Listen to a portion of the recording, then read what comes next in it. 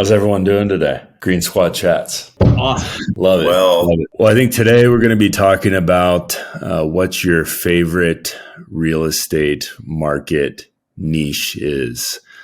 There's market, submarket, niches, whatever you want to call them. What's your favorite? Why? What gets you excited about it? What are the market conditions and just other factors that you really look to leverage in that area of your business? I think we'll have Adam start us off and just kind of go around the room there.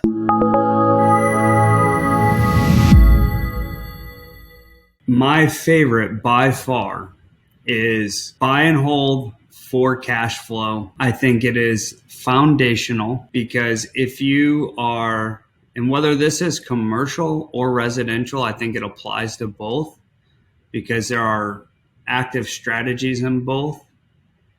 When you buy something that cash flows, meaning I buy it, I put debt on it, after all the expenses, there's money to go into my pocket. You open up all of the other niches to that particular investment strategy. Now, some people on this call are appreciation junkies. I won't say any names. You determine that for yourself. But from a investor, like my personal risk profile and what I like as an investor, even if I'm going to flip that asset, if it's an apartment in 5 to 7 years, or it's a single family house and I'm going to end up exiting that property for more money and capturing that equity, I like the optionality of in the beginning that I can either flip it and make money, or I can hold on to it and make money. Because what I've seen is people go active, meaning they're gonna buy low and sell high, or buy, add value, and then sell for more money. They either get themselves in trouble with debt and having too much debt, being over leveraged, and then they have no exit. You get yourself in trouble.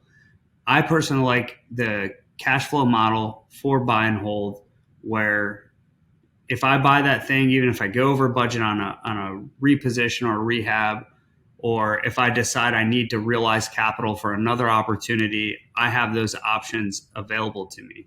And typically, if an asset cash flows, typically, not always, there's going to be some built-in equity there to actually cash flow. So for me, it's buy and hold and it's cash flow. I like appreciation, but I really, really love buy and hold and cash flow personal. I love it. Thank you for that. It totally makes sense. And it's a classic, the buy and hold. Brandon, what do you think? Something interesting Adam said that I keyed in on was, this might not be verbatim, Adam, but it was basically, it depends kind of on your unique profile, right? What is your vision? What principles do you tap into when choosing an asset? And that is going to help you key into the different types of real estate that you could invest in. And so for you, based on, you said this, based on you and your personal desires, wishes, visions, goals, the buy and hold cash flow model tends to work. So I think that's a key thing to tap into for anybody who's looking to invest in real estate. First, you have to kind of understand what's most important to you. And there's a lot of principles involved here other than just cash on cash return, internal rate of return. It's about more than just what rate of return can I squeeze out of this investment or this asset. And it becomes more, what other principles are at play that are going to be very beneficial to me in my overall financial strategy, like options, cash flow, building equity, the ability to leverage it. All of that makes you more resilient, and none of it necessarily had to do with the rate of return. So those are kind of my thoughts. Anyone else in the group have anything to add? I'll jump in. When I started investing in real estate, I was trying to buy for cash flow, and I thought that was the key to success, very much like Adam described. And I have found that monthly repairs have crushed cash flow across 2 properties, 17 doors, and cash flow is not reliable. But I'll tell you what has accumulated: a ton of equity. And the only way for me to realize that in its entirety is to have a capital event. either a really good cash out refi or more likely disposition of the property via sale and capture that equity and roll it into something else.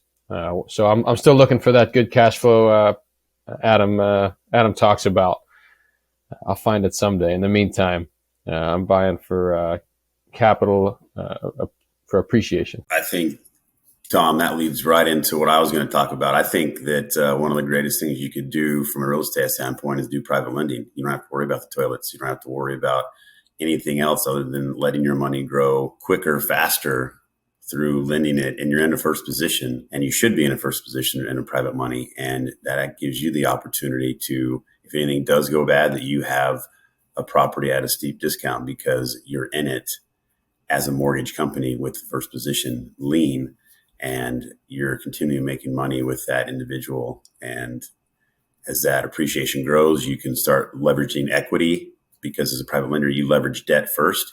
But as you gain more experience and wisdom in private lending, you can start leveraging debt and equity as a lending entity. And I think that can give you a lot of power. Hey, Travis, real quick, why don't you just break down the basics of a private lending transaction and some of those key terms that you use, just for those out there that might not be as familiar with it? So private lender, when we talk about private money, right, everybody thinks it's hard money or private money. Private money is typically a person that you have a very close relationship with, and hard money is typically a company that lends their money out. With private lending, you have a duration of time, usually in a promissory note, that you, the borrower, and the lender come to terms with, and the terms are open to anything the two entities want to discuss, and they come to that agreement. And you sign a length of term that you're going to lend your money out at a specific interest rate. Now, that interest rate could be just the interest rate, or you could have a thing called points. And a point is usually 1% of the amount of money that you're lending out. So $100,000, you're going to lend out $100,000. A point would be $1,000. Then you lend the money out. It could be on the purchase price. It could be on the rehab. It could be on both. It could be on whatever it is the two entities that agree upon the lending and the duration of what it's going to be for and for the amount that it's for.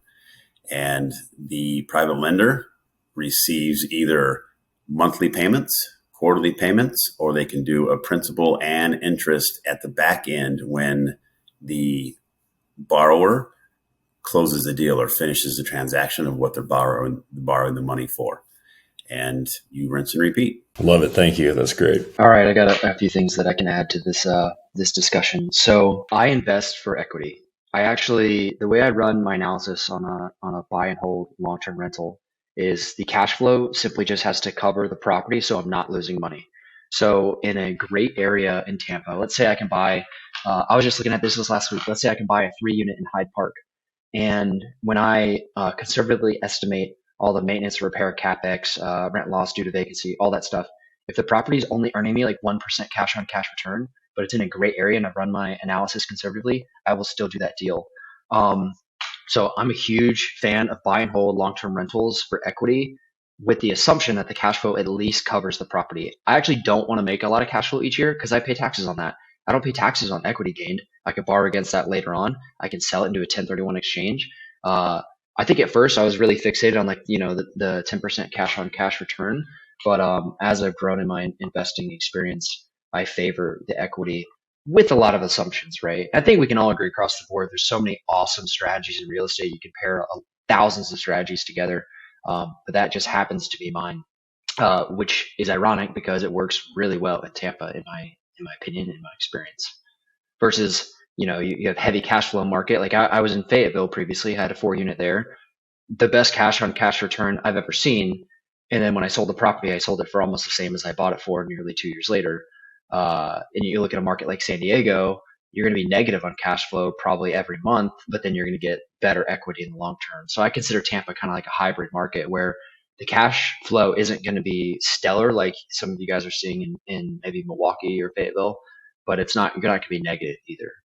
Those are my thoughts. And the reason I'm so intent on that is it's great on taxes. Can you talk about real quick some of those key factors that would make a market more in favor of appreciation or cash flow? You name dropped a couple different markets there. I think that'd be helpful. Yeah, so I think at its core, what it comes down to is the purchase price of the asset, because let's face it, all of us are going to be getting debt on any property that we buy. So you got the purchase price along with market rents. If you're in a market like San Diego, you got a much higher purchase price, and that rent ratio isn't nearly close to the 1% rule that you might see in Fayetteville. So I think that's the biggest thing. And that simply comes down to supply and demand, the amount of buyers versus renters in a market, and the desirability of an area based on a ton of economic factors, job growth, population growth. If anybody else has anything to add, I'd love to hear it as well. I actually wanted to anchor a little bit on focusing on the equity, James. I think you bring up a phenomenal point. So I believe really every time you buy an asset, you're making a decision on where to store your capital. And that capital is being stored in the form of equity in real estate. And so you're choosing to store capital in the form of equity in real estate. Why? Because you're choosing an asset that historically is going to appreciate. And there's physicality, right? You can do a lot of things with that asset, providing a lot of options and giving you a lot of resilience based on where you stored your capital. And because you've stored your capital in this asset that is structured like real estate, it's physical. When you need to access the value, you don't have to dip into the asset, withdrawing money or somehow destroying the underlying asset. Instead, you can leverage it. And so we're talking about capital preservation and the ability to leverage it as a source of financing via home equity line of credit, for example. So I thought it's just another option. It's just another focus area on how real estate can be such a good investing strategy because of the way it does protect your capital. It tends to protect it and grow it over time and still gives you the ability to leverage it. And assets like that, which there are more than just real estate, but assets like that, I think, provide a level of resilience in your overall financial strategy that will help you weather the storms and the volatility and a lot of uncertainty that you just can't plan for everything. So, those are my thoughts. I think that's an excellent point, Brandon. Appreciate you sharing that. And, where you store the value, I think that concept is, you articulate it very well, and there's plenty of places to store it. So I shouldn't be keeping it under my mattress is what you're saying, or is that still... No, that's okay. I can tell by your reaction. Yeah. That's frowned upon these days, especially this inflationary environment that we saw in that is an option. That is a decision of where to store your capital. It might not be the best, but it is a decision. Yeah, fair enough. I think that was interesting to hear everyone thinks about it. Obviously, some differences there, and there's a lot of different. There are plenty of vehicles, as was pointed out by the team. So. Lots to continue to talk about there. I think something I was thinking about as you guys were talking with the different kind of focus areas in real estate and in your business is, where leadership plays into that.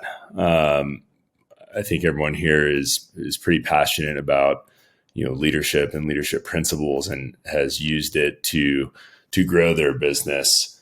And I'm sure made some mistakes along the way. So it'd be interesting to hear if anyone has any, quick lesson learned type stories, leadership lessons, things that they have changed about how they operate as leaders in their business, and could kind of share how that happened and what they took away from it. I certainly have done things the wrong way many times. So I can tell you, that all of us are military guys who've led service members and have been trained for our entire adult lives to lead.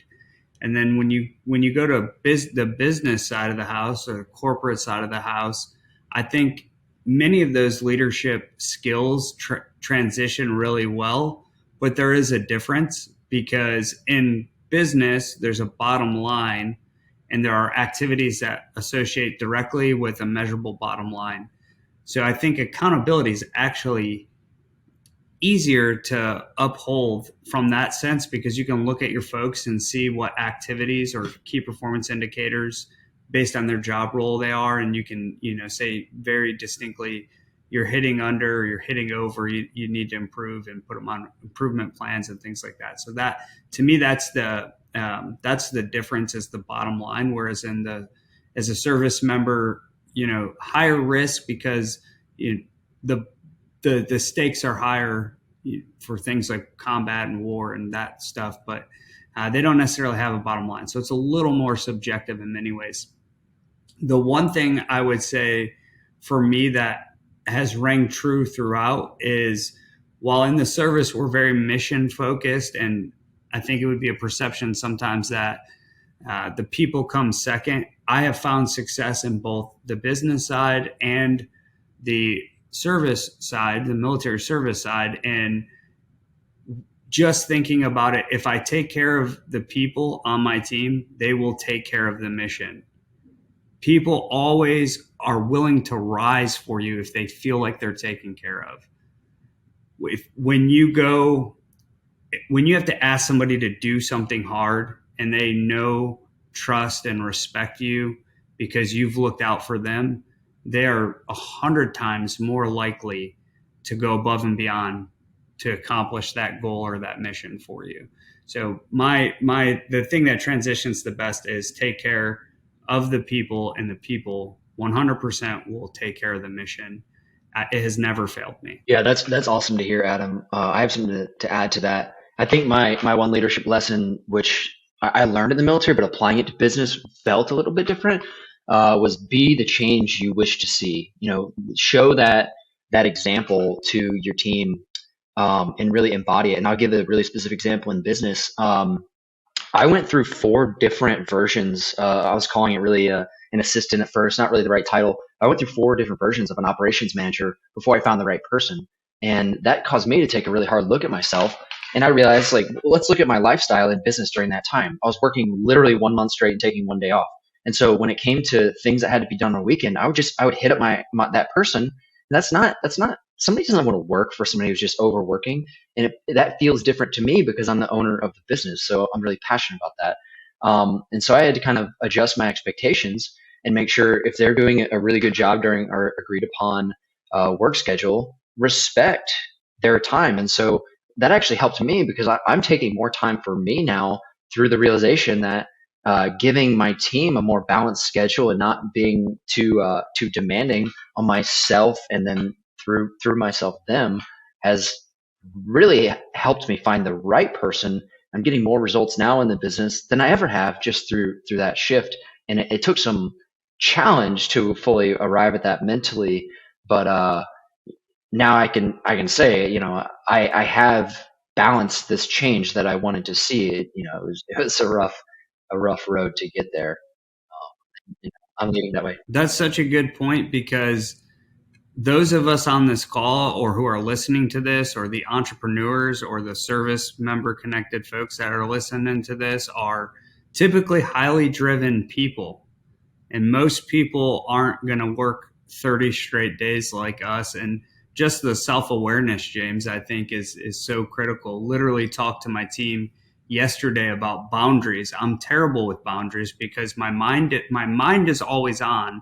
So something pops up at 9 p.m. I may want to text my operations director, and I've had to do the same exact thing, and even outwardly talk about it with her to say, hey, look, if I'm crossing a boundary, please help me to help you, and let me know that, hey, I'm with my family, and I'll do my best to not cross that boundary unless it's absolutely needed.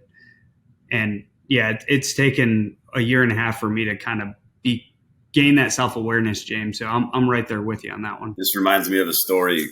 Not a story, but more of a life lesson. I'll jump in. This is gold. Adam talking about, investing in your people is, foundational, I think, to a successful organization in the military, out of the military, business, pick your sector, doesn't matter. Investing in the development of your people absolutely builds winning organizations. And James's point about being that change you want to see. This is phenomenal. I wasn't sure which way I was going to go. I'll share one of the axioms that I used in a recent organization that I'm going to carry for the rest of my life, and that's to assume positive intent. We walk around in the military, out of the military, in so many of the interactions we have, we walk around assuming the worst in those with whom we interact. And we assume that people are out to get us. We assume that people aren't trying their best. And I don't know why we do it. Maybe I'll write a book about it someday when I figure it out. But in the meantime, it's something that I've observed, that we're constantly assuming that people aren't trying their best or they're not smart enough. And the reality is, I think 90% of the time, that's not true. People are trying their best. The folks with whom you work, they're giving it their all. Is it maybe a different viewpoint than you have? Sure. So when we start assuming that those with whom we interact are truly giving their best, making decisions in good faith, and trying to contribute to the organization and the mission, whatever it is, we totally flip the script and it becomes a very positive interaction. And I find that we're getting better results. And it becomes this very infectious, almost culture. And again, I had great results in my last organization, and I'm going to carry that with me forever. And I'll tell you how I got there too, because I got there because somebody called me out. Somebody said, "Why are you being passive aggressive? Why are you assuming that guy's not pulling his weight?" And getting that challenge from one of my good friends really got me thinking about things in a different light. Yeah, Tom, great point. That reminds me of two stories in my life. In college, I was a server, and so I thought that I was the best server, right? And so when I go out to eat with my family or I go to a restaurant somewhere, I was judging that server that was serving me horribly. And I had to realize, I'm like, hey, that person does it different, and they're probably doing the best they can, like you were saying, that what was the phrase? Assume positive intent, right? And so I was like, yeah, they're doing the good thing. And that also recently I was talking to, I trained jiu-jitsu and have been for like 15 years, and was talking to a professor, and I'm like, how do you, if jiu-jitsu, everybody can and should do jiu-jitsu. One, that's my shameless plug. But how does, you decide when someone's ready for the next belt or when someone's ready for a promotion, or, because if everybody was supposed to be amazing, nobody would do it, because nobody would be as good as, the world champs that you see, year in and year out. And the professor, he's like, I judge them on their intent within their capability. So if you've got the person that like, this is the best they're going to be based on the professor's experience of 30, 40 years of being a black belt, and they are striving at that intent within their knowledge of jiu-jitsu, then they're crushing it. And I was like, oh, that's very, very interesting.